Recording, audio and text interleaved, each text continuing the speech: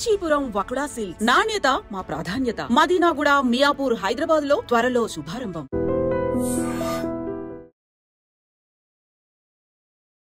Hi, hello, నమస్తే, welcome back to iDream media. ఈరోజు మనతో ఉన్నారు amphi certified mutual fund distributor అయిన బోనిగల సాల్మోన్ గారు. సార్తో మాట్లాడదాం. నమస్కారం సార్. నమస్తే అండి రెడ్డి గారు. జనరల్గా ఇన్వెస్టర్స్, ముఖ్యంగా ఎస్ఐపి ఇన్వెస్టర్స్, మార్కెట్ పడిపోతుంది బాబోయ్, ఎస్ఐపీలు ఆపేయమంటారా, తీసేయమంటారా, ఏం చేయాలంటారు? మా డబ్బులు రోజు రోజుకి మా ముందే మైనస్లోకి వెళ్ళిపోతున్నాయి, మేము పెట్టిన డబ్బులు కనిపించకుండా పోతున్నాయి అన్న ఒక తీవ్రమైన దిగ్భ్రాంతికి చెందుతున్నారు.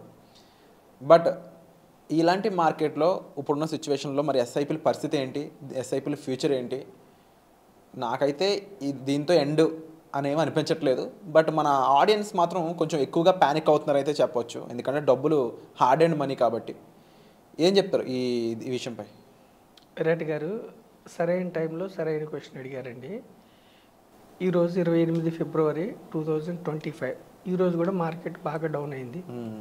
సెన్సెక్స్ అరౌండ్ 73,200, నిఫ్టీ 22,100 చాలా డౌన్ అయింది. గత 5-6 నెలల నుంచి సెన్సెక్స్ కానీ నిఫ్టీ కానీ విపరీతంగా డౌన్ అయింది. 15 to 20% లార్జ్ క్యాప్లో, మిడ్ క్యాప్లో 25 వరకు, స్మాల్ క్యాప్లో 30-35% కూడా డౌన్ అయినాయి. ఇప్పుడు మనం స్ట్రైట్గా మీరు అడిగిన క్వశ్చన్కి ఏంటంటే, సిప్పులు ఆపొద్దు, కంటిన్యూ చేయండి. ఎందుకు కంటిన్యూ చేయమంటున్నాం అంటే, డిస్కౌంట్లో మీకు స్టాక్ ప్రైసెస్, కంపెనీ యొక్క షేర్లు డిస్కౌంట్లో దొరుకుతున్నాయి. ఈ టైంలో మీరు కంటిన్యూ చేయటం వల్ల మీకు నెంబర్ ఆఫ్ స్టాక్స్ లేదా నెంబర్ ఆఫ్ యూనిట్స్ మీకు ఎక్కువ వస్తాయి. కంటిన్యూ చేయండి. మరి మార్కెట్స్ రికవర్ అవుతాయా? మనము ప్రజలకి అర్థం కావటం కోసం అవేర్నెస్ ప్రోగ్రామ్ ఇస్తున్నామండి విరాట్ గారు. 98 నుంచి ఇప్పటి వరకు కూడా మార్కెట్స్ ఎన్నిసార్లు పడ్డాయి, ఎలా రికవర్ అయినాయి ఇప్పుడు చూడండి విరాట్ గారు.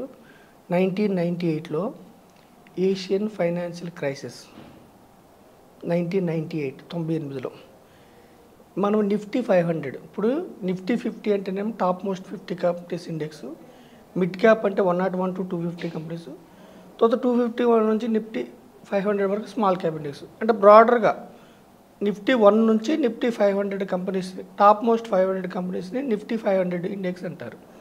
మనం నిఫ్టీ 500 గురించి చెప్తున్నాం. నిఫ్టీ 500 98లో మనకి ఎంత కరెక్ట్ అయిందంటే విరాట్ గారు 23% కరెక్ట్ అయింది. అంటే ఎవరైతే ₹1,00,000 పెట్టారో వాళ్ళ సొమ్ము 77 లక్షలు అయింది. అంటే 23% డబ్బు ఎరోడ్ అయింది. అంటే ₹1,00,00,000 పెడితే 27% ఎరోడ్ అయింది. అయితే మనం ఇక్కడ ఏం చెప్తున్నాం అంటే, అక్కడి నుంచి 22% డౌన్ అయినప్పటి నుంచి మళ్ళీ కరెక్ట్గా 1 ఇయర్లో నిఫ్టీ 500 30% జంప్ అయింది. డౌన్ అయింది 23%, 30% పెరిగింది. అంటే ఈ 23% మైనస్ పోయి కూడా ఇంకా 7% ఎక్కువ పెరిగింది. అక్కడ నుంచి ఎవరైతే 5 ఇయర్స్ ఉన్నారో 9.5% ఇచ్చింది. అంటే ఎఫ్డీలో 7% అనుకోండి, ఆర్డీలో 7% అనుకోండి. ఈ నెగిటివ్ రిటర్న్ 22% కవర్ అయిన తర్వాత కూడా 5 ఇయర్స్ ఉంటే 9.5% వచ్చింది. 99లో because of Kargil war Nifty 500 10% correct అయింది. బట్ జూన్ 99 నుంచి మళ్ళీ నిఫ్టీ 500 35% పెరిగింది. కరెక్ట్ అయింది 10%, కరెక్ట్గా 1 ఇయర్కి మళ్ళీ 35% పెరిగింది. అంటే 25% అడిషనల్గా రిటర్న్ ఇచ్చింది. అదే అక్కడ నుంచి అంటే 99 నుంచి ఎవరైతే 5 ఇయర్స్ ఉన్నారో 11% ఇచ్చింది రిటర్న్. ఓకేనా విరాట్ గారు? 2001లో మనకి యుఎస్ ట్రేడ్ సెంటర్ మీద అటాక్ జరిగింది. దానివల్ల మన యొక్క నిఫ్టీ 500 43% కరెక్ట్ అయింది. 43% నెగిటివ్ రిటర్న్. ₹1,00,000 పెడితే ఎవరైతే 2001లో ₹1,00,000 నిఫ్టీ 500లో పెట్టారో 41% డబ్బు. అంటే మార్కెట్లో డబ్బులు చూడాలంటే దానికి ముందు ఒక పెద్ద ఫాల్ చూడాలంటారా? ఇప్పుడు మన ఎపిసోడ్ అయిన తర్వాత ప్రజలకు అర్థమైంది. 43% ఫాల్ అయింది 2001లో. ప్రజలు ఏమో ఎంత ప్యానిక్ అవుతారు? 43% అంటే 10 లక్షలు పెట్టిన వాళ్ళకి 4 లక్షలు ఎరోడ్ అయిపోయినాయి విరాట్ గారు. కానీ కరెక్ట్గా 1 ఇయర్లో 22% ఇచ్చింది. అంటే ఇంకా 20%, 22% ఇచ్చింది. కానీ 5 ఇయర్స్లో 1 ఇయర్లో 41% కరెక్ట్ అయితే 1 ఇయర్లో ఇచ్చింది 22%, అంటే ఇంకా 20% మైనస్లో ఉంది. కానీ అక్కడ నుంచి ఇంకొక 4 ఇయర్స్ ఉంటే మీరు నమ్మరు విరాట్ గారు, 41% ఇచ్చింది. 5 ఇయర్స్లో 41% రిటర్న్ అంటే ఎవ్రీ 1.5 ఇయర్కి డబుల్. ఓకే విరాట్ గారు. తర్వాత 2002-03లో సార్స్ అవుట్ బ్రేక్ అంత, ఇది ఒక రకమైన వైరస్, దానివల్ల నిఫ్టీ -11% అయ్యింది. కానీ కరెక్ట్గా 1 ఇయర్లో 43% ఇచ్చింది. -11% కవర్ అయింది, ఇంకా 33% ఎక్స్ట్రా ఇచ్చింది. అలాగే 2003లో ఇరాక్ వార్, దానివల్ల నిఫ్టీ 500 ఇండెక్స్ 11% మైనస్ అయింది. కానీ ఆ మైనస్ నుంచి 1 ఇయర్ ఆగిన వాళ్ళకి మళ్ళీ 43% ఇచ్చింది. 2003 ఇరాక్ వార్ వల్ల 11% నిఫ్టీ 500 మైనస్ ఇస్తే అక్కడ నుంచి 1 ఇయర్ ఆగితే మళ్ళీ 43% పెరిగింది. -11% కవర్ అయింది, ఇంకా 30% ఎక్స్ట్రా ఇచ్చింది. ఎవరైతే అక్కడ నుంచి 5 ఇయర్స్ ఉన్నారో నిఫ్టీ 500లో 45% ఇచ్చింది. 2003 నుంచి 5 ఇయర్స్ ఎవరైతే ఉన్నారో నిఫ్టీ 500లో 43%. చూడండి విరాట్ గారు, 12% ఇస్తే రిటర్న్ 6 ఏళ్లలో డబల్, 18% ఇస్తే 4 ఏళ్లలో డబల్, 24% ఇస్తే 3 ఏళ్లలో డబల్, రూల్ ఆఫ్ 72. కానీ 5 ఇయర్స్ 45% ఇచ్చింది నిఫ్టీ 500. నెక్స్ట్ 2004లో అన్ఎక్స్పెక్టెడ్ ఎలక్షన్ అవుట్కమ్, 2004లో మన వీళ్ళు యూపీఏ గవర్నమెంట్ వచ్చింది, -24% డౌన్ అయింది నిఫ్టీ 500. కానీ కరెక్ట్గా 1 ఇయర్లో యూపీఏ గవర్నమెంట్ వచ్చిన 1 ఇయర్లో 53% జంప్ అయింది. అంటే 24% మైనస్ పోయిన తర్వాత కూడా ఇంకా 25% ఇచ్చింది. ఇంకా 5 ఇయర్స్ ఉంటే ఆ రోజు నుంచి, అంటే 2004 నుంచి 5 ఇయర్స్ ఉన్న వాళ్ళకి 26% ఇచ్చింది. మనం ఎంతసేపు ఏం చెప్తున్నాం, స్టాక్ మార్కెట్లో లాంగ్ టర్మ్లో 10%, 12% వస్తాయని చెప్తున్నాం. మార్కెట్లో కరెక్షన్ అయిన తర్వాత 1 ఇయర్ ఉంటే ఏమవుతుంది, 5 ఇయర్స్ ఉంటే ఏమవుతుంది, మనం డేటా చెప్తున్నాం. మీరు గూగుల్లో చెక్ చేసుకోండి, నిఫ్టీ 500 డేటా. అలాగే 2008 biggest fall in our stock market, global financial crisis, ప్రపంచం మొత్తం ఆర్థిక మాంద్యంలో మునిగిపోయింది. మన స్టాక్ మార్కెట్స్ ఎంత పతనమైంది అంటే విరాట్ గారు 57%. సెన్సెక్స్ అప్పుడు నాకు తెలిసినంతవరకు 16,000 ఏముంది, 8,000కి వచ్చింది, 17,000 ఏముంది, 8,000కి వచ్చింది, అంటే 57% ఫాల్ అయింది. కానీ ఎవరైతే ఆ రోజు నుంచి 1 ఇయర్ ఉన్నారో మళ్ళీ 91% పెరిగింది. ఈ 57% ఫాల్ కవర్ చేసుకుని ఇంకా 40% ఎక్స్ట్రా పెరిగింది. ఎవరైతే ఆ రోజు నుంచి 5 ఇయర్స్ ఉన్నారో నిఫ్టీ 500 ఇండెక్స్లో 18% ఇచ్చింది. అంటే 18% ప్రతి 4 ఏళ్ళకి డబుల్ అవుతూ ఉంటాం. చూడండి 11-12లో యూరోపియన్ డెట్ క్రైసిస్, యూరోప్ కంట్రీస్లో బాండ్ ఈల్డ్స్ ఆ క్రైసిస్, నిఫ్టీ 500 26% మైనస్ అయింది. కానీ కరెక్ట్గా 1 ఇయర్లో మళ్ళీ 33% పెరిగింది. అంటే మైనస్ కవర్ అయ్యి ఎప్పుడు ఫాల్ అయినా 1 ఇయర్ ఉంటే మ్యాక్సిమం ఫాల్ నుంచి మైనస్ కవర్ అయ్యి మళ్ళీ పాజిటివ్ వస్తుంది. 33% అంటే 11% ఎక్స్ట్రా. 5 ఇయర్స్ ఉంటే, ఆ ఫాల్ నుంచి 5 ఇయర్స్ ఉంటే 15% ఇచ్చింది రిటర్న్. 2013 ఫెడరల్ రిజర్వ్ అనౌన్స్మెంట్, దానివల్ల -10% అయింది నిఫ్టీ 500 డౌన్. కానీ తర్వాత 1 ఇయర్ ఉంటే 9%, అంటే -10 డౌన్ అయింది కానీ పెరిగింది 9%, 1% ఇంకా మైనస్లో ఉంది. కానీ 2013 నుంచి ఎవరైతే 2018 వరకు ఇన్వెస్ట్ చేశారో నిఫ్టీ 500లో దే హ్యావ్ గాట్ 17%. మనము ఎంతసేపు ఏం చెప్తున్నాం, ఎఫ్డీలో ఆర్డీలో 7% వస్తే మార్కెట్లో మీకు జీడిపి ప్లస్ ఇన్ఫ్లేషన్ ఒక 12% వచ్చే అవకాశం ఉందని చెప్తున్నాం. కానీ నిఫ్టీ 500లో 2013 నుంచి 18 వరకు ఎవరైతే ఉన్నారో వాళ్ళకి 17% ఇచ్చింది రిటర్న్. 2020 కోవిడ్ పాండమిక్ -38% కరెక్ట్ అయింది, అంటే సుమారుగా 40%.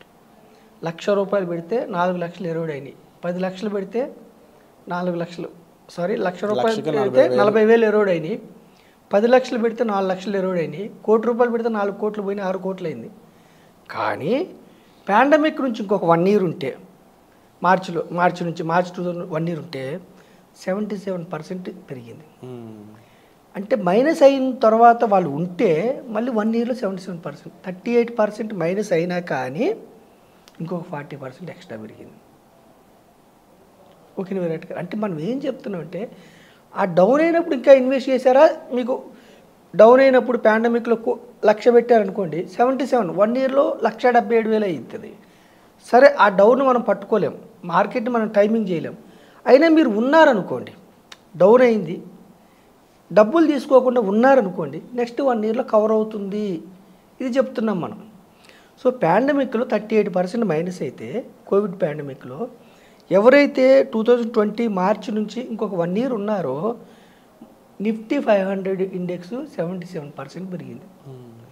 5 ఇయర్స్ అవ్వలేదు ఇప్పటికి ఇంకా. సో మార్చి వస్తే కానీ 5 ఇయర్స్. సో 5 ఇయర్స్ డేటా ఇవ్వట్లా. ఓకేనా విరాట్ గారు? అయితే 3 ఇయర్స్ అంటే 2020 నుంచి 3 ఇయర్స్ ఉన్న వాళ్ళకి 29%.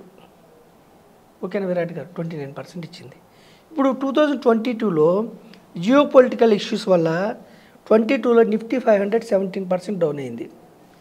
ఇది 1 ఇయర్లో అంటే 22లో 17% నిఫ్టీ 500 డౌన్ అయింది. 1 ఇయర్లో మళ్ళీ 22% అంటే 5% ఎక్స్ట్రా పెరిగింది. ఇప్పుడు 2024-25లో ఎంత పర్సెంట్ డౌన్ అయింది అన్నది ఇంకా రాలేదు, ఇంకా డౌన్ అవుతుంది. ఈరోజు కూడా డౌన్ అయింది. 1 ఇయర్ ఉంటే ఏమవుతుంది అన్నది మనకి కాలం చెప్తుంది. అయితే మనం హిస్టారికల్ డేటా ప్రకారం ఏం చెప్తున్నామంటే 10-12 ఇష్యూస్లో మార్కెట్స్ డౌన్ అయిన మరుసటి ఇయర్ డౌన్ అయిన దానికంటే ఎక్కువ పెరుగుతుంది. ఇంకొక 5 ఇయర్స్ ఉంటే యావరేజ్గా 15-17 కొన్ని సందర్భాల్లో 45% కూడా వచ్చినాయి. సో మనం ప్రజలకి ఏం చెప్తున్నామంటే మార్కెట్స్లో up and downs very common. మనం ఎప్పుడైతే మనం ఊపిరి పీల్చుకుంటామో ఉచ్ఛ్వాస నిశ్వాసాలు ఎలాగో markets up and downs very quite common. మనం ఏం చేయాలంటే ప్రజలు డౌన్ అయినప్పుడు నిరుత్సాహపడకుండా ఉంటే ఇంకొంత ఇన్వెస్ట్ చేసుకోండి, లేకపోతే సిప్పులు కంటిన్యూ చేసుకోండి. సిప్పులు కాదు, మీరు లంసం పెట్టారు, వెయిట్ చేయండి. ఎప్పుడు కూడా ఎఫ్ఐఎల్ బయటికి వెళ్ళారనో ఇంకొక రీజన్ వాల్యుయేషన్స్ ఎక్కువ ఉండటం వల్ల డౌన్ అయినప్పుడు లాంగ్ రన్లో మార్కెట్స్, అందుకే మనం షార్ట్ పీరియడ్ కోసం చెప్పట్లా, లాంగ్ రన్లో ఉంటే ఎకానమీకి సూచికగా జీడిపి ప్లస్ ఇన్ఫ్లేషన్ సూచికగా మీ మార్కెట్స్ ముందుకెళ్తే వివిధ కారణాల వల్ల, ట్రంప్ వల్ల కావచ్చు, టారిఫ్ల వల్ల, వివిధ కారణాల వల్ల మీకు కరెక్షన్ అయినా కానీ దీర్ఘకాలంలో మీకు మార్కెట్స్ ఎకానమీ ముందుకెళ్తుంది. కాబట్టి మీరు ఈరోజు విపరీతంగా డౌన్ అయినా కానీ మార్కెట్స్ భయపడకుండా మీరు ఇన్వెస్ట్ చేసుకుంటూ ఉంటే మార్కెట్లో ఎంత టైం మీరు ఇన్వెస్ట్ చేశారన్నది ముఖ్యం. Time in the market is important, not timing. మనం ఎప్పుడు డౌన్లో పట్టుకోలేము, ఎప్పుడు అప్పులో అమ్మలేము. కాబట్టి మనం ఎంత డౌన్ అయితే కూడా మీరు ప్యానిక్ కాకుండా మీరు ఇంకా ఒక 1 ఇయర్, ఇంకొక 3 ఇయర్స్, ఇంకొక 5 ఇయర్స్, అదే మీరు ఒక గోల్స్ కోసం పెడితే, రిటైర్మెంట్, పిల్లల చదువులో ఇంకొకటి పెడితే మీరు వెయిట్ చేస్తే మళ్ళీ మీరు డీసెంట్ రిటర్న్ చూసే అవకాశం ఉంది. కాబట్టి హిస్టారికల్ డేటా ఇంత ఉంది. కాబట్టి 2 ప్రధానమంత్రులు మన దేశంలో చంపబడ్డా కానీ మన మార్కెట్స్కి ఏం కాలేదు. రాజీవ్ గాంధీ గారు, ప్రధానమంత్రి మన ఇందిరాగాంధీ గారు, కోయలైజేషన్ గవర్నమెంట్స్, ఎన్ని చూసినా ఎకానమీ ముందుకెళ్తుంది. కాబట్టి నేను మన సామాన్యమైన ప్రజలు, రిటైల్ ఇన్వెస్టర్స్ చెప్పేది ఏమంటే స్టే ఇన్వెస్టెడ్. ఉంటే ఇంకొంచెం ఇన్వెస్ట్ చేసుకోండి, సిప్పులు కంటిన్యూ చేసుకోండి, don't be panic. Wonderful sir. So ముఖ్యంగా సింపుల్గా చెప్పొచ్చేది ఏంటంటే ఎప్పుడైనా సరే బిగ్గెస్ట్ మార్కెట్ ఫాల్ చూసాక దానిని మించిన లాభాలన్నీ కనిపిస్తాయి. కావాల్సిందల్లా పేషెన్స్, కన్సిస్టెన్సీ. సో దీనికి సంబంధించి మరింత ఇన్ఫర్మేషన్ కావాలన్నట్లయితే ఎక్స్పీరియన్స్డ్ ప్రొఫెషనల్ అయిన సల్మాన్ గారిని మీరు సంప్రదించవచ్చు. వచ్చే ఎపిసోడ్లో మళ్ళీ కలుద్దాం. Thank you so much.